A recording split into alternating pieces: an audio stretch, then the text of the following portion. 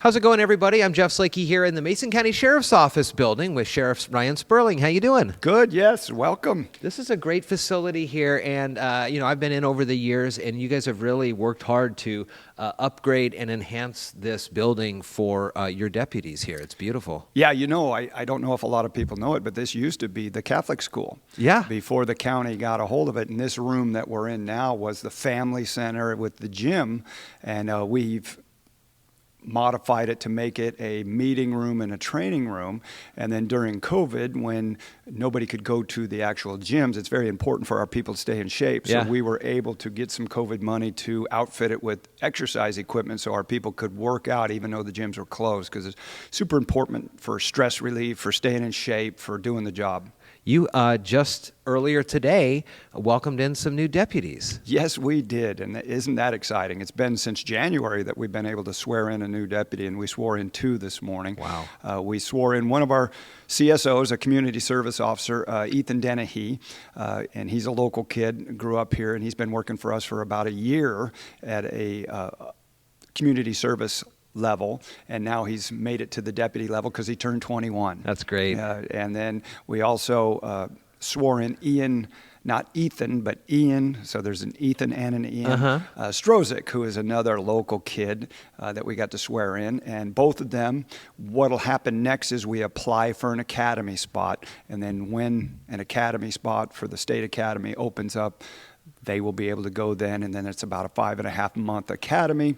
They'll come back. If they, make it through that training successfully, then they'll come back and go through a 3-month field training officer stint, and then they'll be ready for the road. So depending on how long it takes to get them a spot in the academy, it's at least a year from now. Wow. Maybe a year and a half before we actually get them on the streets, and we're 8 deputies short on the streets on the patrol side, and we're 8 deputies short in the jail. Gosh, Ryan, we've been talking about this for a long time. Those are some big numbers. They are. We actually, as an agency, with these 2 hired, it's changed, but we were 20% down, and we're not the only agency around. The last I heard, I think there's 23 or 24 openings in the Thurston County Jail. Wow. Everybody is hurting for people. Nobody wants to work in jails, and there's a much smaller applicant pool for law enforcement that's actually qualified. We have been running people through like crazy this year. Just in January, we started with 2 new lieutenant's positions for the patrol side. We had recaptured those that we'd lost back in the budget cuts in 2018. And with those lieutenant's positions, they're supposed to be out on the streets with their guys, but we've had to dedicate them to hiring. Wow. And doing backgrounds. And you can't believe the amount of people that fail the polygraph or the psychological. And we cannot lower our standards. The most important thing that we do, is hire good moral ethics, good character with clean backgrounds, and we're not going to lower that standard. Our citizens, that just can't happen. Sure, and so you're seeing that it's not for a lack of applicants coming in. Not on the patrol side. There is a lack on the jail side. Okay, but it's the extra layers that come with law enforcement that absolutely. I mean, how many professions do you have to go through an interview and then a ride along, and then you go through an extensive background, a polygraph where you sit and get hooked up to the machine, and then a psychological evaluation, then a medical screening, and then you start your training. Is there ways, without putting folks that you don't want out there on the streets, is there a way to move this along faster? Or we have been we've pulled everything out and said, what are we doing? How are we doing it? What can we trim? What can we do to make it better?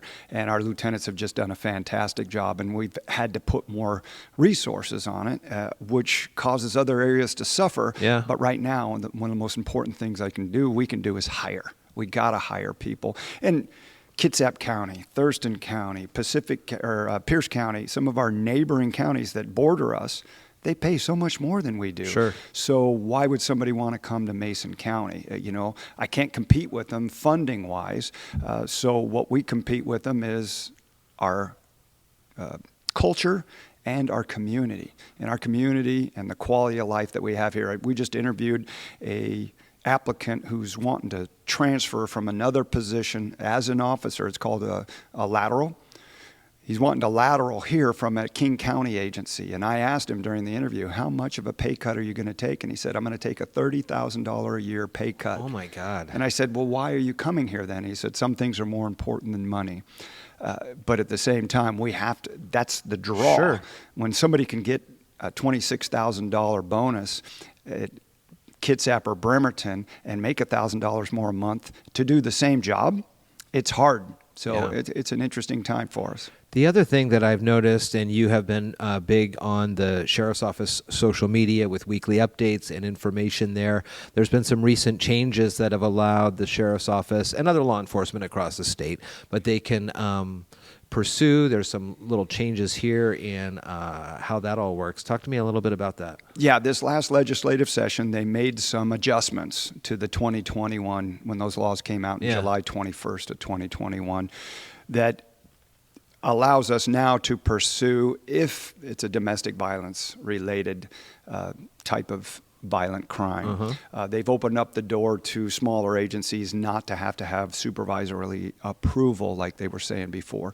So it's changed, and we've adjusted a little bit, which they're still pretty close on the pursuit laws. We still cannot pursue people. And again, we've always understood the danger of pursuits. Right. And we have to weigh out, is getting this person in custody more important than the danger that it presents by doing a high-speed pursuit when there's, potentially my family driving home from the mall and somebody takes them head on. That's something we've always had to negotiate, and we've had policies and training.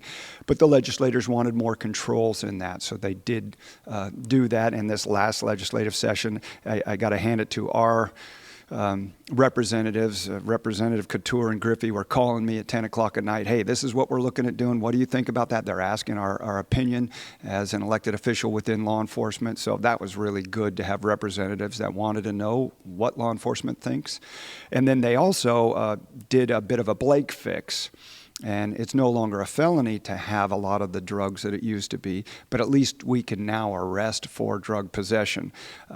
So that started August 15th, and it's a gross misdemeanor, and it comes with up to 180 days in jail. One of the properties here, it's City of Shelton property, but you're right next to it, is Brewer Park. And there's been a lot of conversations and a lot of service groups that have been going out to Brewer Park in the last few weeks, helping the people that have been sleeping there in the park. What can you talk about when it comes to how the homeless situation in Shelton and how Mason County, the Sheriff's Office, is working to deal with that kind of stuff? Well, the homeless population within the city of Shelton, City PD, the city council has worked really hard with our nonprofits through that. And it's always a wrestling match, right? Do you keep the homeless people that are needing services in one location, or do you have them spread throughout the community? And that was something the city was wrestling with. And it's been a learning experience for all of us, because it's not been something we've dealt with to this level for a long time.